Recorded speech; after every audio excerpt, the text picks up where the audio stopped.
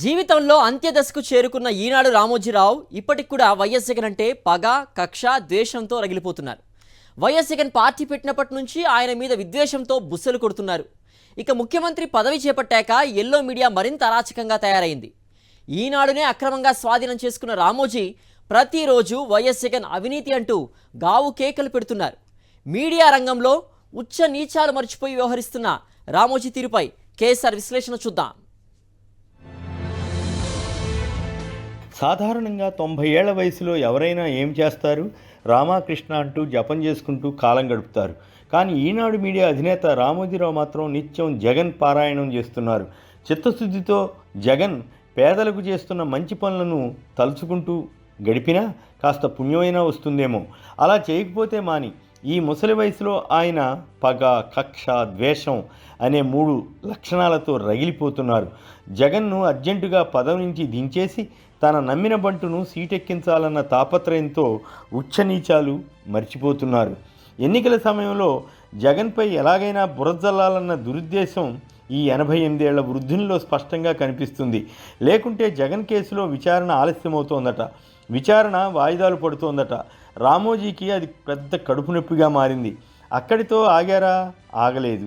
మొత్తం కేసులో జగన్ తప్పు చేసేసినట్లు ఈనాడు రామోజీరావు నిర్ధారించి సిబిఐ పక్కా ఆధారాలతో అభియోగ పత్రం వేసిందని రాసేస్తున్నారు.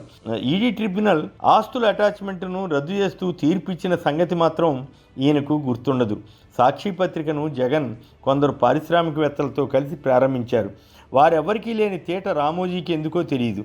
కేవలం తన పత్రికకు పోటీగా వచ్చిందన్న అక్కసు తప్ప మరొకటి కాకపోవచ్చు. ఎంత పైత్యంతో రాశారో చూడండి. అవినీతి జన్మ నక్షత్రం అట, అక్రమార్జన పుట్టుమచ్చగా అట, పారిశ్రామికవేత్తలు ప్రలోభాలకు లొంగారట, విజయసాయిరెడ్డి అక్రమ వ్యూహాలను సిబిఐ ఆధారాలతో బయటపెట్టిందట. అలాంటి కేసును తేల్చనీయకుండా, విచారణ సాగనీయకుండా పుష్కర కాలంగా సాగదీస్తున్నారట. రామోజీరావుపై గత 40 ఏళ్లలో ఎన్ని వందల కేసులు వచ్చి ఉంటాయి? వాటిలో కొన్ని ఎన్ని దశాబ్దాల పాటు వాయిదాలు పడ్డాయి? తన కేసులు ఎప్పటికీ తేలకుండా రామోజీ ఎన్ని వ్యూహాలు అమలు చేస్తుంటారో ఆయన గురించి బాగా తెలిసిన వారు ఈ మధ్య ఇంటర్వ్యూల్లో కూడా చెబుతున్నారే. 2008 ప్రాంతంలో రామోజీరావు తన మార్గదర్శి సంస్థ ద్వారా అక్రమంగా డిపాజిట్లు వసూలు చేశారని తేలింది. దాంతో ఆయన సుమారు 2600 కోట్లు చెల్లించవలసి వచ్చింది. అప్పుడు రిలయన్స్ సంస్థకు తన మీడియా షేర్లను విక్రయించవలసి వచ్చింది. అయినా రామోజీ దానిపై కనీసం వివరణ కూడా ఇవ్వలేదు. కానీ ఇప్పుడు సాక్షి పత్రికలో పెట్టిన పెట్టుబడులు మాత్రం అక్రమం అని చెబుతూ ప్రజలను మోసం చేయాలని చూస్తున్నారు. అసలు రామోజీకి ఈనాడు పత్రిక ఎలా వచ్చింది? దాని అసలు పెట్టుబడిదారులు జగన్నాథరెడ్డి అని ఈ మధ్య కదా అందరికీ తెలిసింది. జగన్నాథరెడ్డి కుమారుడు యూరిరెడ్డి వచ్చి తన వాటా తనకు ఇవ్వడంలో రామోజీ మోసం చేశారని ఎందుకు ఆరోపించారు? రామోజీకి ఎవరైనా భూమి లీజుకి ఇస్తే ఇంతే సంగతి అన్నట్లు మార్కెట్లో ఉన్న టాక్ గురించి ఏం చెప్తారు? విశాఖలో లీజు తీసుకున్న భూమి కొంత భూసేకరణలో పోతే దానికి ప్రభుత్వం ఇచ్చిన పరిహారం కూడా తానే తీసుకోవాలన్న ప్రయత్నం చేసినారన్న అభియోగంలో వాస్తవం ఉందా లేదా?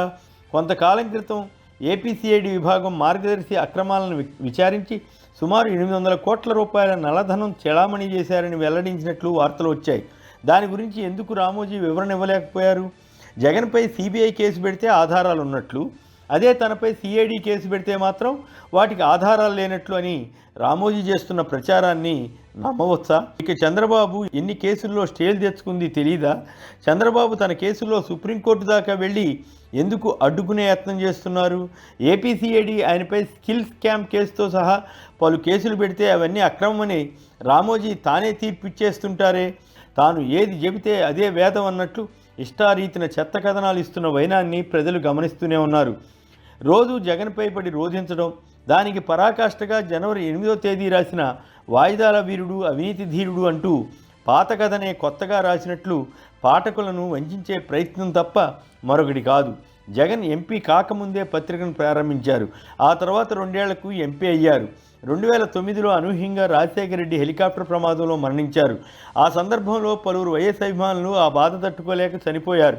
వారిని ఓదార్చడానికి తాను స్వయంగా వారి ఇళ్లకు వెళ్లడం వల్ల జగన్ నాయకుడిగా ఎదుగుతారని కాంగ్రెస్లోని వైఎస్ వ్యతిరేక వర్గాలు అధిష్టానానికి పితూరులు చేశారు. అయినా జగన్ వారిని లెక్క చేయకుండా ఓదార్పు యాత్రతో ముందుకు వెళ్లడం, కాంగ్రెస్కు ఎంపీ పదవికి రాజీనామా చేసి సొంతంగా పార్టీ పెట్టుకుని ఉప ఎన్నికల్లో పోటీ చేసి రికార్డు స్థాయి మెజార్టీతో గెలుపొందడం జరిగింది.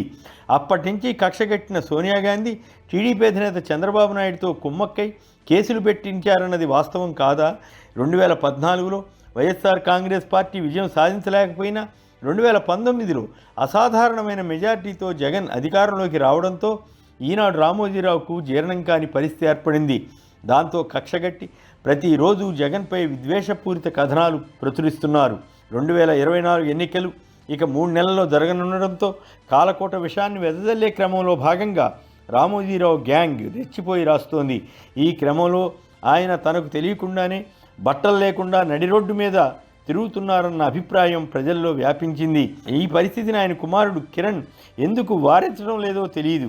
లేదా తండ్రితో పాటు తాను కూడా అలాగే తిరుగుతున్నారా అన్న అనుమానం ప్రజలకు ఏర్పడుతోంది.